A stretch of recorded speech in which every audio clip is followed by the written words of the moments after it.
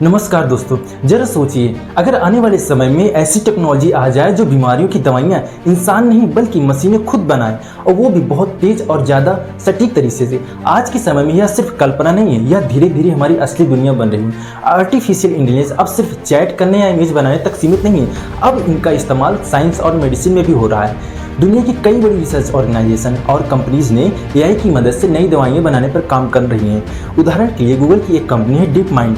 Deep mind ने UK में एक बहुत बड़ा ब्रेक थ्रू किया है। उनका AI system alpha fold protein की स्ट्रक्चर को बहुत सही तरीके से समझ सकता है और यही प्रोटीन स्ट्रक्चर दवाइयां बनाने में बहुत इंपॉर्टेंट होता है। पहले साइंटिस्ट को इससे समझने में कई साल लग जाते थे, लेकिन अब यही एआई इस काम को बहुत कम समय में कर रहा है। इसी तरह दुनिया की बहुत बड़ी एक कंपनी है जिसे कहते हैं फाइजर, मॉडर्ना, रोचे और एक कंपनी है इनसिल्को मेडिसिन एआई का इस्तेमाल ड्रग रिकवरी में कर रही है। इसका मतलब यह है कि अब दवाइयां बनाने का प्रोसेस बदल रहा है। जहां पहले एक नई मेडिसिन बनाने में 10 से 15 साल लग जाते थे, अब यही एआई की मदद से यह काम कुछ महीनों में हो सकता है। लेकिन सिर्फ स्पीड ही नहीं, एआई की सबसे बड़ी ताकत इसकी एक्यूरेसी भी है।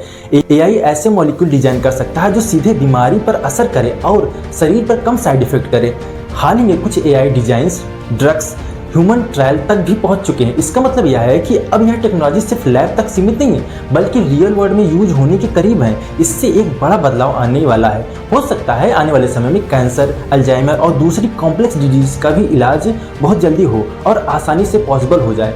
लेकिन इसके साथ एक जरूरी सवाल यह भी है, क्या हम इस टेक्नोलॉजी पर पूरी तरह से भरोसा कर सकते हैं और क्या एआई कभी इंसानों की जगह ले सकेगा या सिर्फ पावरफुल टूल बनकर रह जाएगा, डॉक्टर्स और साइंटिस्ट की मदद करेगा।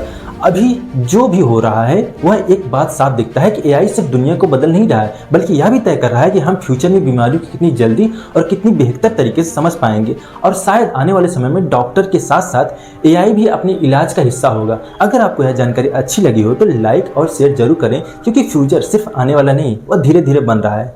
धन्यवाद।